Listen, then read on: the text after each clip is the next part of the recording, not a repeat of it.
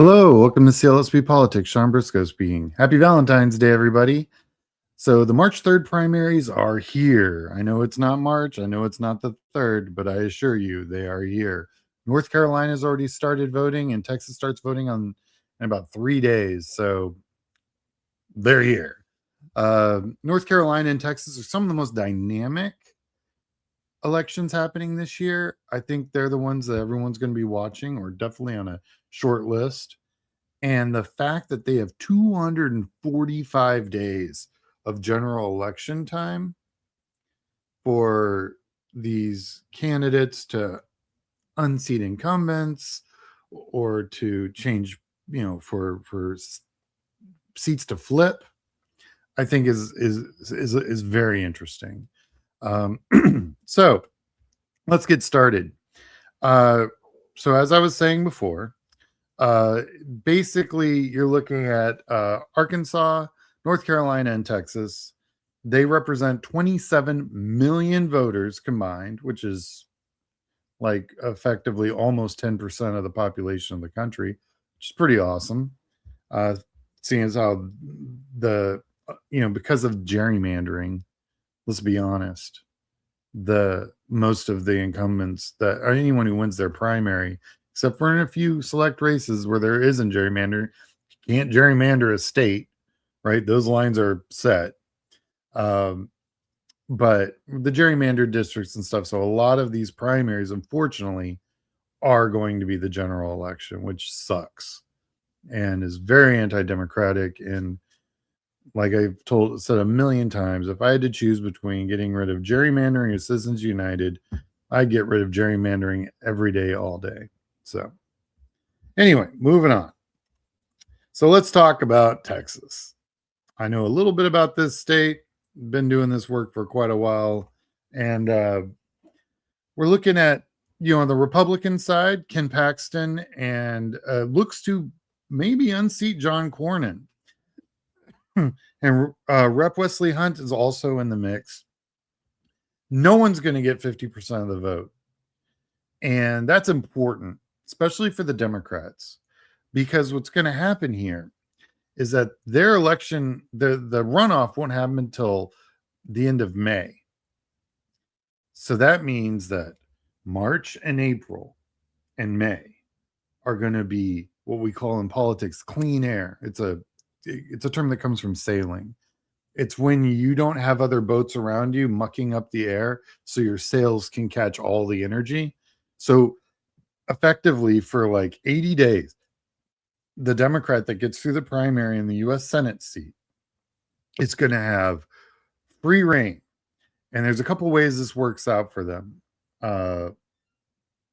The Republicans that are left, which will probably be Paxton and Cornyn, according to the polling, are going to run to the right of each other over and over and over and over again. Right, all the way over. And the entire time that's happening, the Democrat candidate who wins the primary in Texas needs to be pegging them and locking them in on that position. Because the vast majority of Texans aren't going to be down for the stuff they're going to have to say to get the fraction of the Republican primary that will show up in a runoff to show up and vote for them, because they will be fringe, uber conservative, crazy right-wing nonsense. They will not represent the general electorate at all. And they have to do those Republican, Cornyn and Paxton. Paxton will do it just because he actually probably does believe all that crazy right-wing nonsense. Cornyn's going to do it because he wants to stay in power. And he's been there for 20 years. So it's going to come down that way. And the Democrat who wins the primary for the U.S. Senate seat in Texas has got to take advantage of that. That's going to be key because it's clean air. You can peg and lock them in on all those positions and then come back, and through the summer and remind everybody what positions they took and where they're at. And then you have to make the general electorate ask themselves, are you there? Is that where you're at? If not, vote for me. And that's going to be a really interesting play as it grows. Now, the Democratic side is not as muddled as the Republican side. We're not going to a runoff. It's really down to Tallarico and Jasmine Crockett.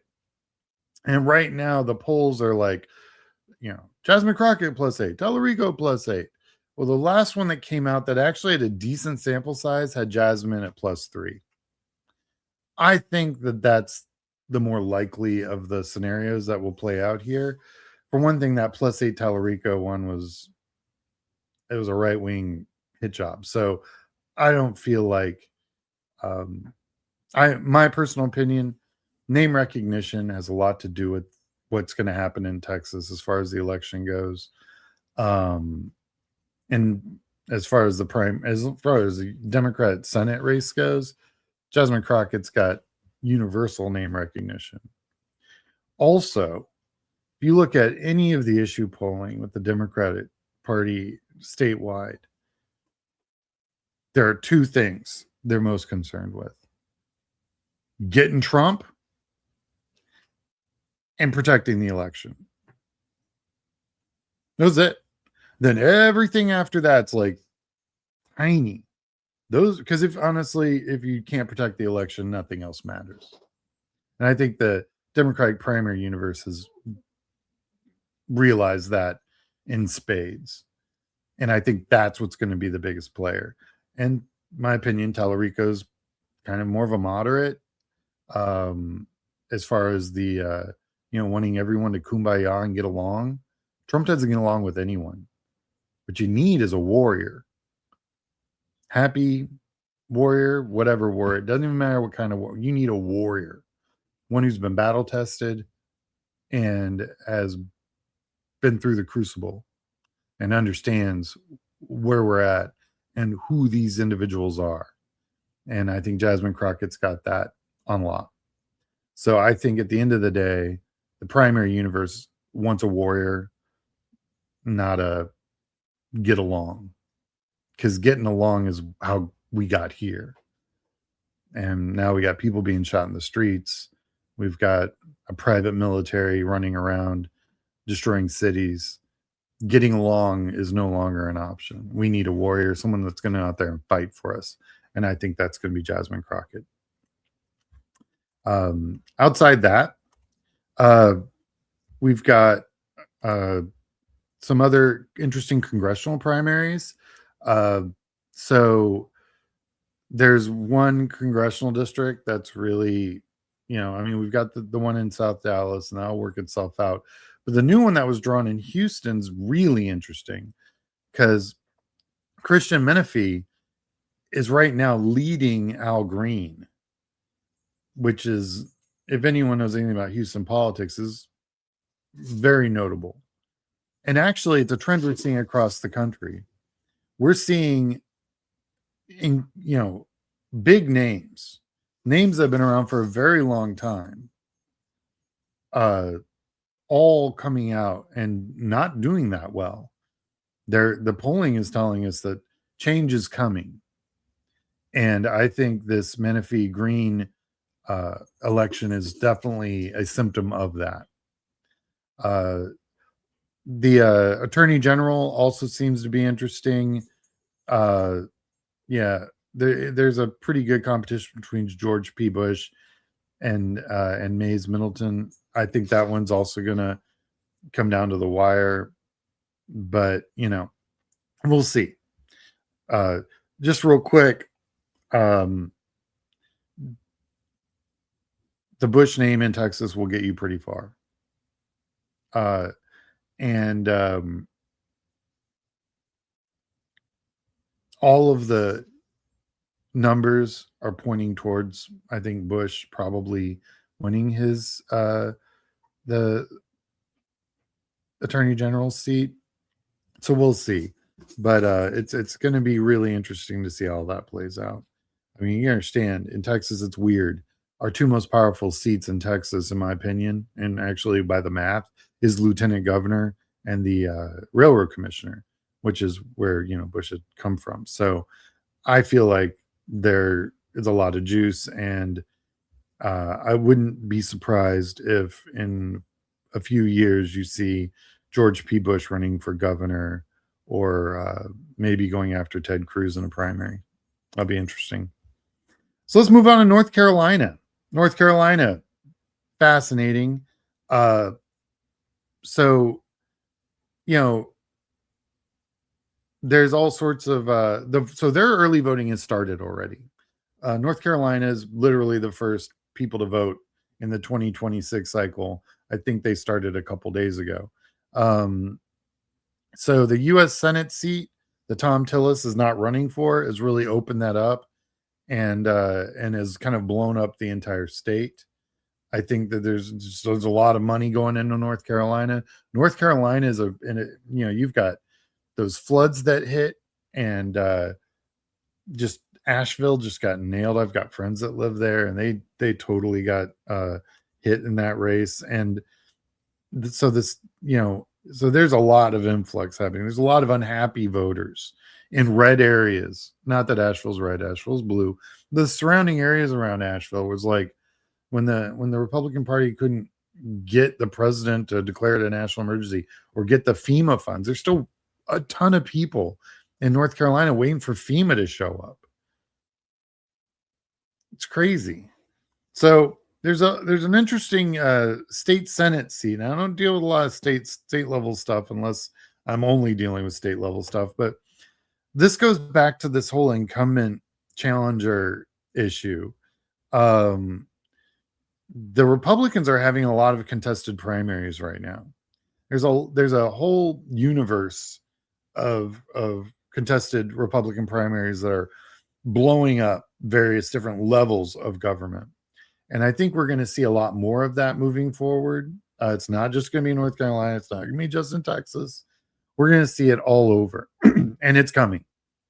And we've seen it, and where the money's going, we've seen it all over. And North Carolina is not going to be anything different. So District 26 is one to look at.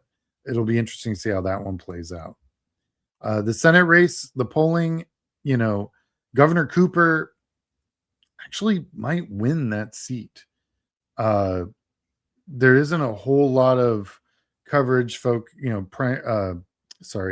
polling for the general for this election yet, but preliminary insider baseball talk is that Cooper's doing very well in places that Republicans are freaking out.